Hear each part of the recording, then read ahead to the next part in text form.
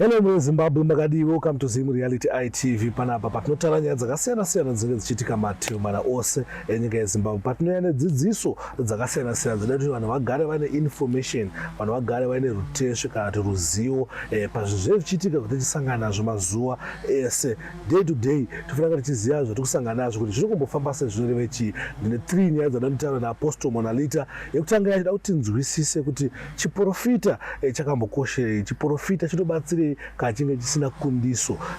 Chataura about chiprofita. Ndinoda kuzonzwisa nyaya yezvipo kuti zvipo zvinombofamba sei, zvipo mumamhuri anoitwa iwe pachirungu ma-spiritual gift. Because ino kuti vanhu vari kubayana mumafamily, vanhu vari kupedzisa vakurombera zvipo izvozvo. Saka tombonyatso tsanangurire nyaya yezvipo izvi kuti zvinombonyatso sei, zvinenge zvakamira sei. Then the other story yatinayo ndeyekuti about matestimony anga tichitaura nevanhu pabira zvakaitika musi webira. Saka muri Zimbabwe kana unga usina data, kana data yako yanga kupera, you know kuti ufanira kubva wangotop up data rako kuitira kuti usapotswe nezvinoda kuti titaure panapa, uyezve uve neinformation pamusoro pezvinoda kuti discuss panapa.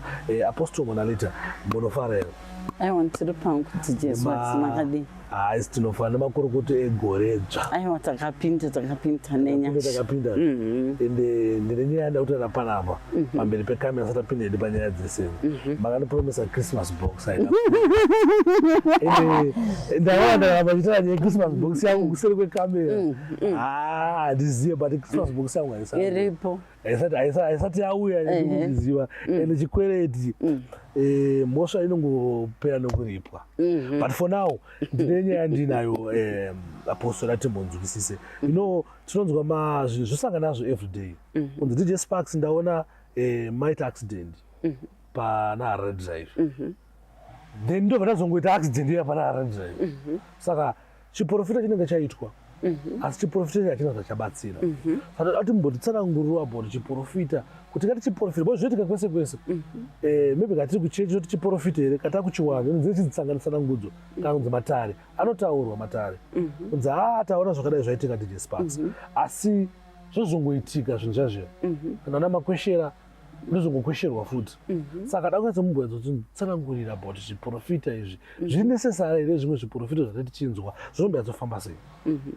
Okay, chiprofita ndinoti chakakosha, handiti muupenyu hwemunhu. Umwe anozviprofita ega through madreams ake, umwe ndiye anoenda kunoconsult obva aprofitwa, handiti oudzwa. Asi ndoda kudzoka pakuti pamataura ipapo kuti munogona kuprofitwa kuti ndaona maita accident kana kuti zvobva zvatoitika, iwe waprofitwa.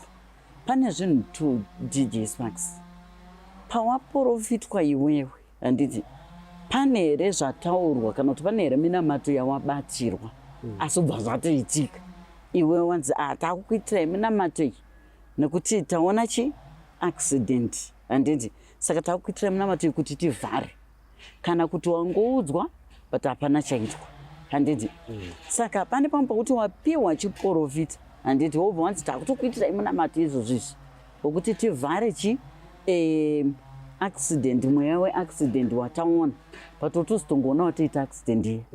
Meaning chiprofita ichocho chinenge chisi chiri kubva kuna Mwari, handitika ndo vaya vatinotaura kuti vanenge vakarombera zvechiprofita izvozvo, kuziva kuti vanhu vanoda kuprofitwa stereki, vanenge vakarombera misoro yemagora, vakarombera chekuti agone kungoona chiri kuuya kumunhu chiri kuda kuitika kana kuti zviri kuitika, handiti paupenyu hwake but pasina deliverance iripo, handiti saka chiprofita chinenge chakafa, tinoti chakafa, handiti mukati mevanhu. Saka pane pakuti paya munhu abva atokuprofita zveshuwa kuti ndaoneswa zvakati DJ Sparks pamberi penyu, kana ndaona mwana wenyu adonhera mupool, handiti muswimming pool, handitika right, akuudzai saizvozvo obva ati ndanzi tiite munamato wakati muvhare mhepo iyoyo irida kukonzeresa kana kuti rufu rwemwana ruri kudonhera pai muswimming pool. Imi maitirwa munamato, Mwari zvavanoita manje havaiti kuti zvirege kuitika because vanoziva mwoyo yevanhu, handiti nepfungwa dzevanhu.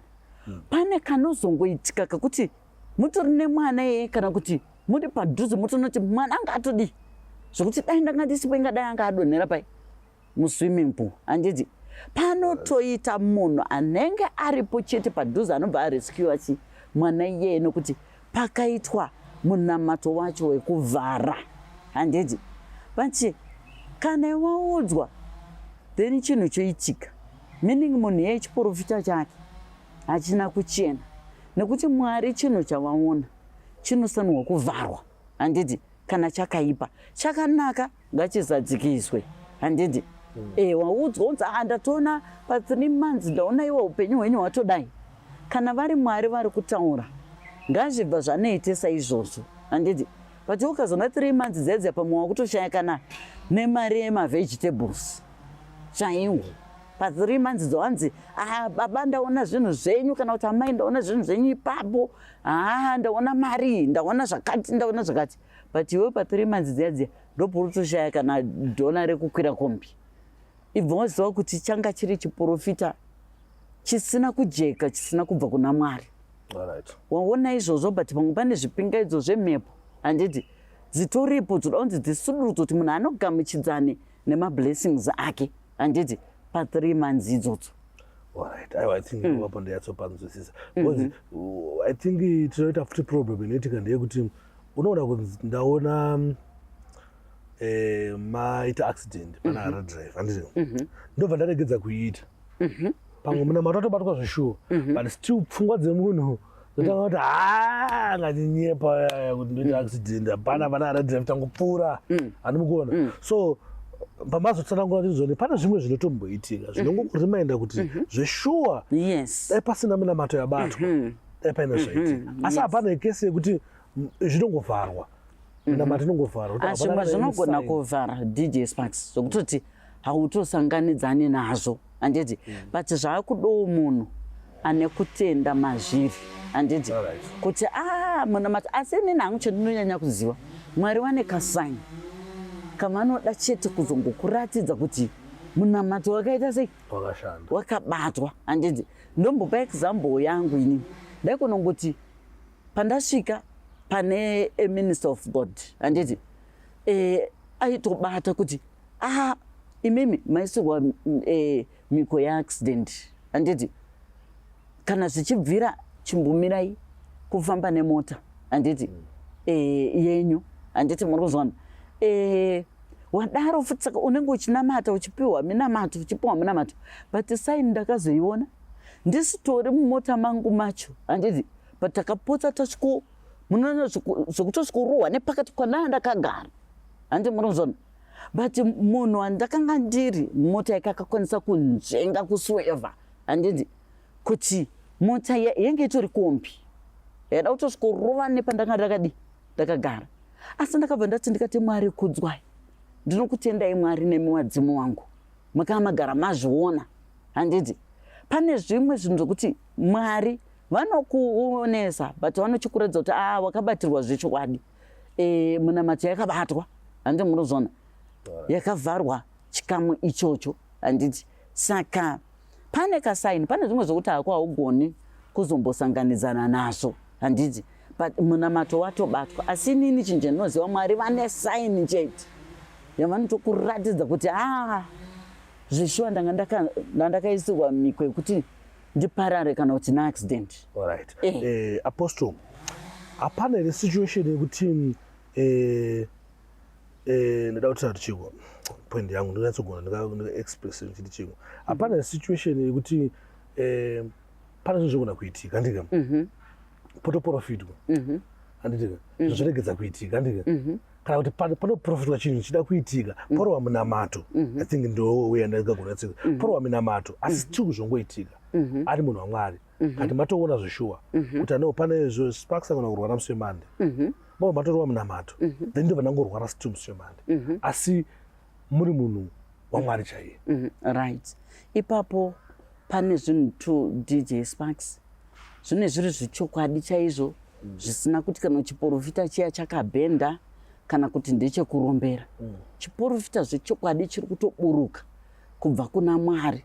Handiti then munhu obata munamato apo paakuda manje vanhu vanoenda go deeper mudare remweya handiti bosi chimwe chinenge chitori chiga chechitsividzo chekuti chinotosanwa kuitika kwamuri imimi zvine reason yekuti pamwe Mwari vacho pachavo vane pavari kuda kumbokudzorai handiti kuti DJ Sparks wakufarisa handiti saka Mwari vanogona kuona kuti pamwe matsiurwa nevanhu chaiko nemuromo handiti hamusi kuda kuteerera hamusi kuda kunzwa saka Mwari vanogona kuburutsa shamu yavo yavanogona kutoburutsa handiti kuti zvinhu izvozvo zvitoitike kwamuri so that zvaitika mati mamboona kuti munhu anosungwa akambopinda kujeri uya kana aimbotsiurwa regera kuramba uchiita izvi rega kuramba uchidai handiti asinganzi unosvika anopinda mumaoko emapurisa asungwa akujeri handiti chinoitika ndechekuti paanenge ako vakawanda vanodzoka vatendeuka handi munozona Mwari vane nzira yavo yokuti vanenge vachida kutendeutsa munhu umwe munhu anorwara saizvo mutotaura kuti munogona kunzi ndaona marwara mubva matorwara saka paakuda kuti ari kukupai that prophecy ngaaende God pasati atanga kubatira iyememe munamato manje handiti kuti Mwari sei chiga ichi chaburuka pamusoro pemurandarumo handiti zviri kubvepi handiti muri kuzona Mwari vanotokuudza kuti uyu ishamu yangu handiti zviri kuzoitika kunyange ukamubatira ukamubatira munamato handiti zviri kutozoitika ndoda kuti atendeuke pane mandiri kuda kuti aite sei adependi handiti muri kuzona problem kuti kapana mubvunzo yangu yakawandisa ndifuna mambona mubvunzo ndapedzisa kubvunza ndasakenda kuti ndakukanganwa ndine zvandichifunga pamwe muchitarana paya maquestions anouya then ndadatira kubvunza ndona petake ndakuita blame hawala right question andinayo panapa imwe yacho ndeyekuti tomboti pono kwachiprofita muprofita aona hapana here wisdom iripo pakudelivera chiprofita kana kuti pakunzwa ndizofunga mafungira angu pakona kunzi ndakati chiku example iripo usabude handiti usabude handiti muchiprofita bandakutaura inini handiti hafana kuti the cameraman the nice guy ndinonzwa ndivhesi kunzi ngasabude bandabuda indauya inini mandakuprofita manje ndakutanga kuti yakunoyo chikomana kudelivera manje shamwari weweka kana wakubuda iwe ukati kati amene matsanangura andoita kuti tadza explain but amungamungatsobata point yamu kuti maprofita pamwe kuti ane zvaanzwa kana kuti asina kunyatsonzwa obva afunge nepfungwa dzake dzepanyama kana kuti anzwa ndine but kudelivera message yacho yodelivera zvine kuzvikudza mukati kana kuti anzwa kuti ngasabude bandopesa ndakutonyepa kuti ndanzwa kuti usabude nejini reblue ndakunyepedzera azvitike kuti pachiprofita zvinoitika stereki zvakawanda izvozvo kuti munhu anzwa kutaura kwemweya waMwari zvechokwadi ane kamwe kakuzozviitisa ndokusatya Mwari ikoko akuwedzera kana kuti akuzviganhura handiti neimwe nzira isiriyo handiti muri kuona saka zviriko izvozvo vanhu vakadaro asi ndinongoonawo shamu yavo vachizongosangana naye handiti nokuti kana uchitaura nemweya waMwari ndosaka muzoona kuti vamwe vanhu vanoganhurirwa manje magifts aya anenge ari mavari nokuti Mwari vanenge watsamwa kuti iwe ndiri kukuudza ichi iwe uri kuenda wakadai kana kuti uri kuzowedzera zvandisina kukuudza handiti muri kuona kana mweya watongokutaurira kuti babava mapfekera awatoya wakaita ngamabve panapa iwe usachashandise maziso ako enyama handiti ekuda kuti zvino manje babava munhu auya wachidhiraivha GD6 pano Benz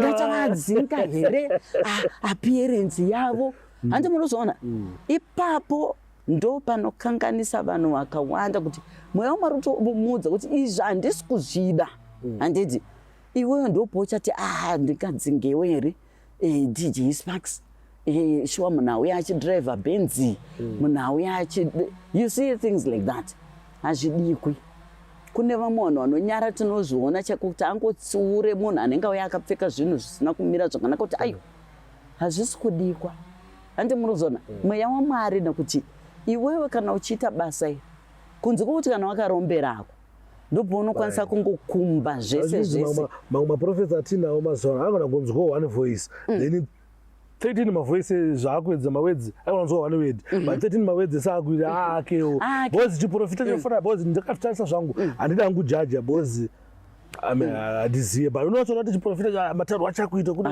ndo maudziro aita munhu ari kunyeba munhu anenge akuzvikudzawo akuda kuti zvinyatsobude skillful zvakuita sei so I think ndoimwe problem. Yes. I think nyaya yechiprofita ikatichikati tombegumira since tine imwe nyaya yada kuti tave nezvayo pamusoro but chimwe chinoitika ndechekuti kumaprofita iko but nyaya inenge yabva futi kumaprofita iko kunenge kwafamba kunenge kwataurwa vanhu ndikunotanga kutaurwa chinzi nyaya dzemaspiritual gift zvinopesa zvakuita ngechipo cheche chakurwirwa especially ndinoyanzozvinzwa patechitaura nyaya dzezvipo zveuvhimi izvi zvipo zvemanjuzu zvipo zvechizviti zvimwe zviri spiritual izvozvizvi zvinomusa zvakuita problem mumafamilies kunzi ano chipo chiri pana sparks ngachibve chiende pandiri kachipo chiri pana baba mini ngachive kuna baba mukuru kati mudzimu unobuda pana nhengi ngapana zvinombaizofamba sei kunyaya dzezvinhu izvozvo zvinogona here kuti chipo changu inini your first question kuti chipo changu inini chitorwe chiende pamunin'ina wangu kati munin'ina wangu atore chipo changu inini achishandisa zvinokwanisika here zvinombofamba sei nyaya yezvipo nyaya yezvipo handizive kana anything ngati mubhuya tsombotitsanangurire pamwe chete nemhuri yeZimbabwe izivo kuti zvinombaizofamba sei waiona tizobiyana zvipo izvozvo zvinobika here wai zvichizobika right zvipo mukati memadzinza mumafamilies zvinobika handiti through kuenda kuvanhu vaya vanorombesa handiti anotokwanisa kuchitransfer kuchibvisa pamuri achichisa kana kumunin'ina wenyu kana kuti kuna bamudiki wenyu kana kuna bamukuru kana kuna titi wenyu handiti zvinogonekwa nevanhu vaya vanoita zvekurombesa handitika ndivo because panenge paakutoshanda urombwa nezvekwambo kutransfer chipo ichocho kutora chipo chinhu chakunokedywa mumatende ezvikwambo uya anenge achirombera weukama hwenyu anenge akutoudzwa kunzi iwewe unongopota uchidai uchikumbirira uchidai handiti but muropa make chinenge chisimo handiti chakushanda chichibva mudende handiti chipo chenyu handiti iye anozongoudzwa chiti iwewe unenge uchipota uchidai uchipota uchidai imozongoona kwamuri hapana chichafamba hapana chaita sei handiti chipo chiya chatorwa chaenda kupi chaenda uko asi muropa pamunenge muchifamba moti mukasvika pamafika munzi mune chipo chiri mamuri handiti mosha kuti maje ko chipo chacho ndiri kutambura ndiri kudii handiti kose ndinonzi ndine chipo cheupfumi chipo chekugara zvakanaka chipo chakadai ko why chisiri kumanifesta muupenyu hwangu handiti but ndiri kutoona vana nhingi ndivo vari kufairwa neupenyu handiti chinenge chirimo muropa renyu nokuti makaberekwa nacho havakwanisi kuchidzura muropa mabasa acho ndo avanotora onesa pai mudende rechikwambo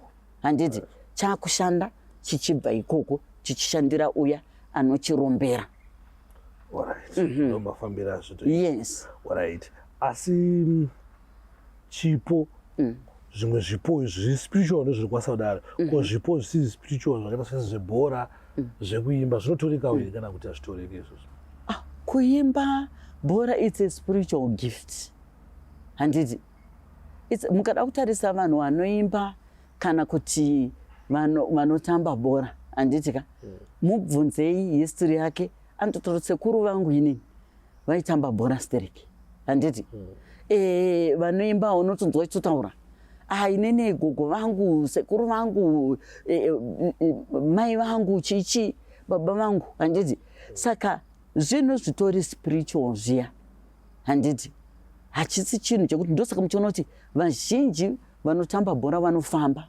kutogadzirisa that gift handiti vanoimba wese hachitotauri avo nekutorombera handiti kuti aite chaunga chevanhu vanenge vachida music yake handiti saka ndo hakuna chipo chese it's spiritual handiti yes hakuna chipo chinongouya. I think that something. Alright, ndobafambira zvitoita. Any gift inokwanisa kungotorwa through wakomana vaona kungoita skillful. Yes. Alright. Alright. Muri Zimbabwe ndofunga muri kunzwa, I think information ini andisingaizini. Efunga kuti maybe zvipo zvinowanzoita, because zvipo zvizhinji zvinowanzoita pamuromo, zvipo zvinogona kunetsa mafamilies anachipesa kuromba kuti sei kazhinji kacho zvinhu zvipo zvekurapa, zvipo zvakaita semudzimu, but otherwise zvipo zvakaita sezvatinazvo isusu taifunga kuti hazvibike zvipo zvinobika. Satoona ndakabirwa chipo changu chekuita mari, because ndine chipo chekuita mari. Yes. Ona ndakabirwa ndosaka tisiri kuita mari. Sakatoenda. Saka apa chike pane hama yangu iri kuona izvi. Ndoda chipo changu chekuita mari. Chipo changu chekuita mari chinenge chine munhu akaita sei akachiba. Alright, aiwa ndapanzwisise papa. Tine imwe topic ada kuti taure zvedu. But ini from questions angu ini ndapererwa ndauza kuti mune zvimwe here zvamungade kuedha up pamusoro penyaya dzezvipo nemudzimu nekuzobirwa. Right. Nyaya yepazvipo mukati memadzinza DJ Sparks yanetsa handiti nekudawo kwevanhu vacho vemweya, maprofita kana n'anga handiti ka munhu aenda kumuprofita, munhu aenda pan'anga yake anonotaurwa kunzi mune chipo chikuru chemukati medzinza kana kuti mune vagere pamuri handitika. Right. Haana kubuditsirwa kunzi wagere paari ndivanani handitika. Angonzi mune vakuru vagere pamuri handitika. Right. Angonzi mune chipo chiri pamuri. Ototanga kunzi uya nezvakati zvakati ndo ma-incidents andiri kusangana nawo panapa handiti. Atotanga kunzi tenga chakati uya nacho, uya tikugadzire, vakutodai handiti. But haana kuudzwa kuti chipo chiri paari ndechei handiti, uye vakuru vari paari ndivanani handitika. Right. Then umwe mufamily, nokuti vanhu kana makura umwe nomwe anenge akuzvionera nemhuri yake handiti. Kakashoma these days zvaitwa kudhara zvokuti vanhu vanofamba vari family, asi iko kudhara kwacho mwaizongobuda ozongopoyawo handiti nemhuri yake. Asi nawo takunyanya kuona zvanyanya kuti munhu akunyanya kuzvimirira pakufamba kuda unokonsulta taanzwe zveupenyu hwake handiti. Umwe afamba wabuda kunodzwa kunzi mune chipo chemudzinza renyu, umwe afamba futi abuda mune chipo, mune vavhimi vasha vari pamuri, muri kutotadza nenyaya yekuti pane vamwe wakabata, pane vamwe wakadai handitika. Right. Imimi muchati imimi DJ Sparks manzwa kudaro motaika ndimhanye nditaurire kana kuti wafana wangu wakoma wangu vanasisi hamusizotiwo wakatofamba kudaro wakaudzwawo zvakasiyana siyana handiti. Pamuri kunotaura motoona kuti indau ari kuita nguva asiri kuzvifarira handi muri kuona kana motozonzwa umwe akuti but ndakafambawo ndikaudzwawo nekudaro handi muri kuzona. Zvinhu izvo zviri kuparadzanisa mafamilies, zviri kuita kuti mafamilies vamwe vanogona kupretenda sekunge vachiri kuwirirana, but deep down mumwoyo munhu anga atori nekurwadziwa handiti kuti but ane chipo zvake, but chipo ichi ndakanda chiudzwa kunzi chiri pandiri wani handi muri kunzwa. Saka zvinorwisanisa mhuri. Mudzimu wacho unokwanisa kuti urape rekati mudzimu unongobuda nomunhu wari family mega family mega handiti. Munhu nemunhu anenge ane chipo chake, ane chipo chacho handiti ka, because zvinhu zvezvipo kuidentify zvipo zviri mukati memhuri hazvingoitwi nemunhu wese DJ Sparks handiti. Zvinoitwa nemunhu ane mwoyo handiti ka, mwoyo werudo, mwoyo usina godo nezvipo zvevanhu kana kuti nevanhu handiti. Mukati munhu asina ruchiva handiti ka, ndiye anokwanisa kuti aidentify zvipo zvinenge zviri mukati memhuri handiti. And unokwanisa kutongoudzwa kuti ushu ndiye mutauriri handiti mukati medzinza. Tomboti for example DJ Sparks muri mese munonamata munotaura nematongues handiti ka, Holy Spirit mumba muri family of 5 kana kuti 6 handiti mese munotaura nematongues kana makunamata chi meaning mese ka muri gifted handiti right, but mapedza kudaro kutaura nematongues panozita anotanga kutaura kuti patanga tiri kunamata inini mweya waMwari wandiudza kuti zvakati handiti, then umwe akuti patanga tiri kunamata ndangonzwa voice handiti randiti zvakati, umwe woto patanga tiri kunamata ndaratidzwa zvakati, kana kuti vamwe vanogona kushaya hawo zvawaratidzwa, but poita umwe anoti ndaratidzwa, poita umwe anoti kana ndanzwa voice maakuudzwa imimi handiti ndimi mutauriri mukati medzinza, makutotanga kupatsanura zvaonekwa nevamwe handiti zviri kureva zvakati, saka ngatiitei zvakati handiti muri kuona. Saka ipapo ndo pari kutadza vanhu vakawanda vanobatsira vanhu kuti vakwanise kuti vaite matare avo kana kuti profesi dzavo dzisingaputsi handiti vanhu mukati mefamily kana kurwisanisa kana kuzopedzera umwe kunoromba. Panosanwa kupatsanurwa pachionekwa kunzi aiwa uyu ndiye mukuru wenyu handiti ndiye mutauri, ndiye ane chipo chekuti kunyangwe mese kana zvaipa chipo chake chinomira chichiti no, izvi hazviitiki mukati mefamily yedu handiti muri kunzwa.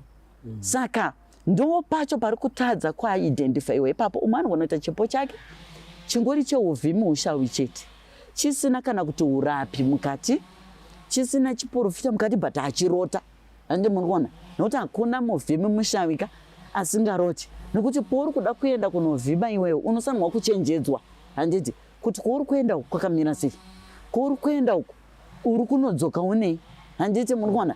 Saka muvhimi munhu ane chipo cheuvhimi usha ukatoona uchinzi uri muvhimi musha usingaroti wakatovharwa handiti unosanwa kurota uchipiwa kuchenjedzwa kwakanaka mukati mekudi mekurarama. Then umwe anogona kunge angori uya wokuti pamwe ndidhokta handiti pamwe anoitawo mabasa ake emaoko handitika ane chipo chake chakatodara atori newo vanomushavira handitika zvakadaro. Saka zvinosanwa kuidentify kuti iwewe une vashavi but vanoda kuti ushande handiti pouri kuita zvauri kuita izvi kusona ndo vanenge vachikutungamirira handiti kuti zvese zvawasona hazvimbomiri zvinotengwa ende uchisona zvinhu zvakanaka handiti zvinofarirwa nevanhu.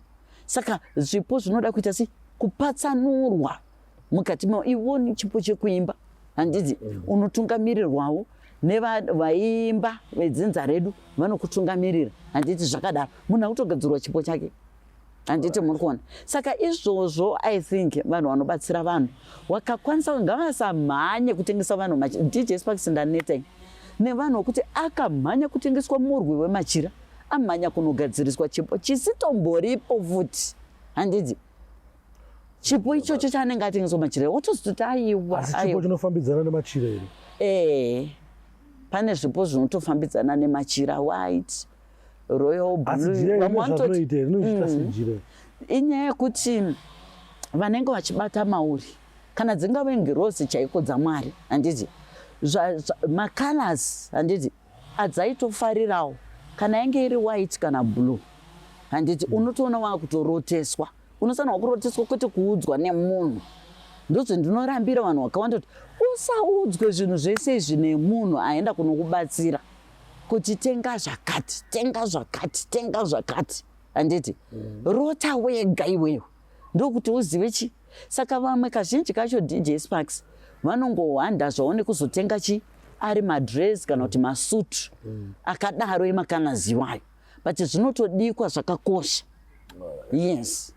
But mune Zimbabwe ndofunga tanzwa patsanangurwa zvinhu zvakawandisa stereo. I know kuti tine vamwe vanhu 1 2 3 4 nonga vasina kunzwisisa zvaunoita manje kana pari paYouTube uno double click so kubva kudzosera kumashure bijana unyatsonzwisisa zvachitaura naApostle Monalita kuti unzwisise zvachitaura patsanangurwa zvakawandisa stereo.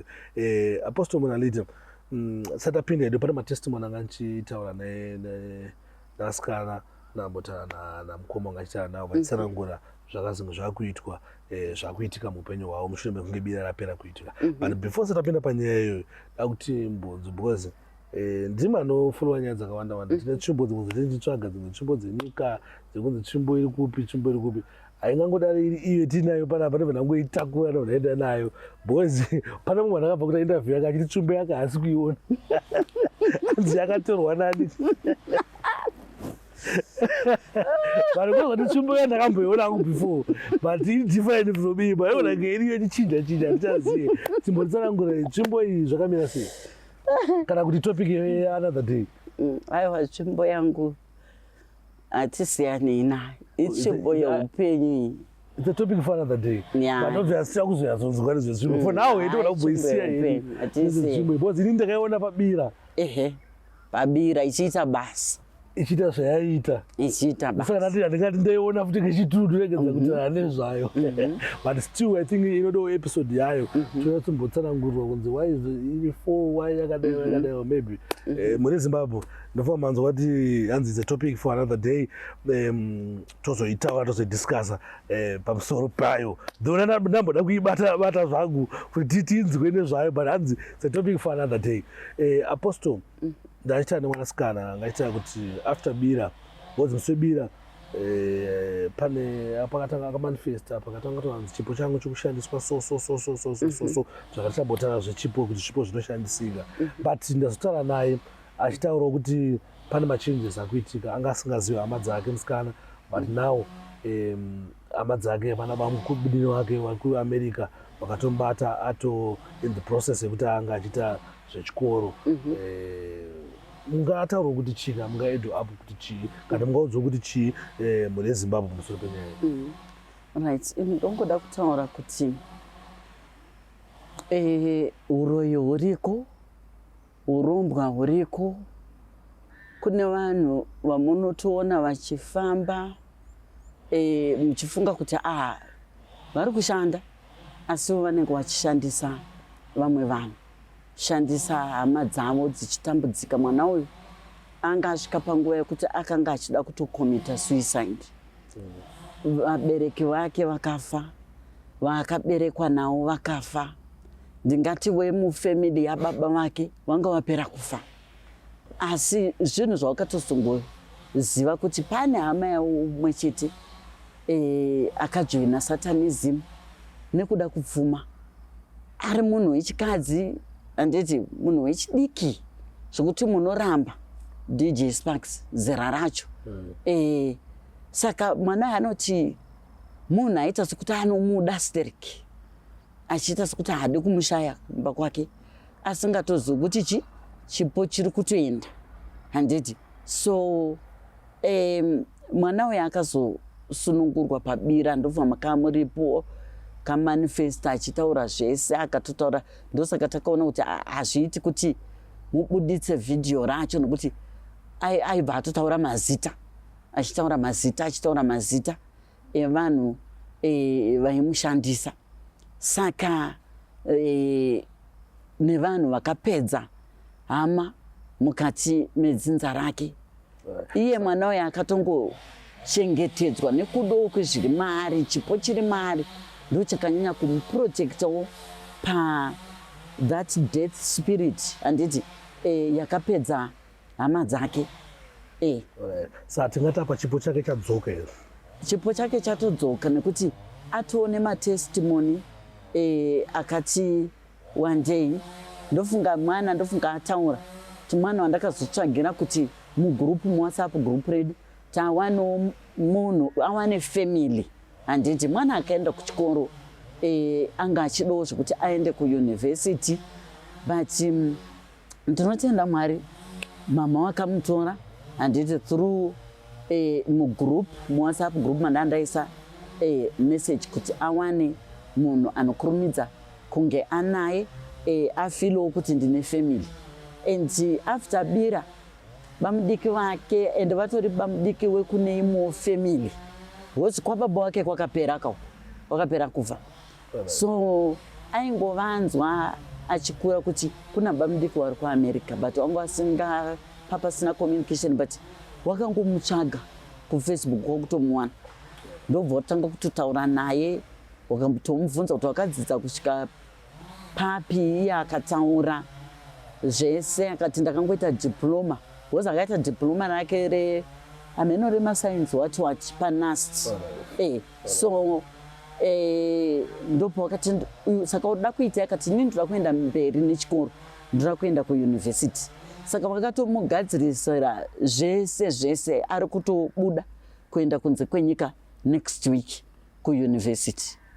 Yes. Ndatanga futi nangu mukoma ungachitana nawo vachiti pane machanges even wallet yavo yavanga vakamboshaya vakaiwana vatsanangurawo zvese mukoma ivavo vanga vachinyatsigona kutsanangura because vanenge vati kurei in terms of nyaya dzeage, saka vanga vanyatsotsanangura, vanenge vachinzwisisa, vanenge vaine chechi, vanenge vaine family history, vanenge vachiunderstand. Saka vanga vachitara kuti zvino wakazoona wallet chichinenge tambura chichi yanga yaenda kupi kuwallet. Ina hatombozivi because family vakatotanga kuuya pabira paya remusi wa15 December, then pakazomanifesta sisi vavo vaya vachitotaura ndofamba muripo vachitaura ndakatokupedzera imi hamuna chamunoita, handiti mari dzenyu ndinotora chichi zvese, handiti.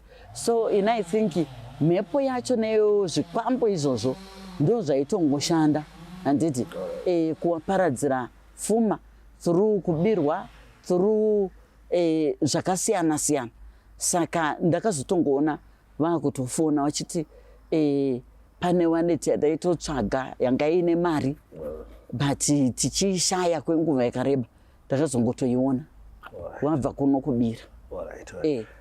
Aiwa, muri Zimbabwe naApostle Monalita patinosangana kazhinji kacho tinenge tichida zuva rese tichingotsanangura because maissues acho atinenge tiinawo anenge akawandisa, but for now tombogumira panapa, tosangana panext episode tichiona tichataura zvii neimwe topic yatichaya nayo tidzidze nekunzwisisa kuti zvinenge zvichifamba sei. Apostle Monalita akutendai nenguva yenyu. I know kuti mune zvakawanda zvekuita zvamasiya kunge muri panapa zimuRiality ITV tichibvunzawo makwesheni akasiyana siyana, muchikwanisa kuwana time yekuti pindurawo, vanodzidza vachidzidza, vanowanawo information vachiwana information. Akutendai, Mwari vakuitirai zvakanaka, Mwari nevadzimu venyu vakuitirai zvakanaka. Vadzimu vangu ndinovada DJ Spanks vakandinakira zvikuru. Aiwa, ndakutendai. Muri Zimbabwe, thanks for watching, thanks for supporting zimuRiality ITV. Rambai muchingotisupport, mamuramba muchitisupport, motipawo simba nemanyemwe kuti tirambe tichitsvaga content yakasiyana siyana, tirambe tichitsvaga information neruzivo rwakasiyana siyana ezvinenge zvichiitika munyika yeZimbabwe, mativi mana ose enyika yeZimbabwe. Thank you, God bless you.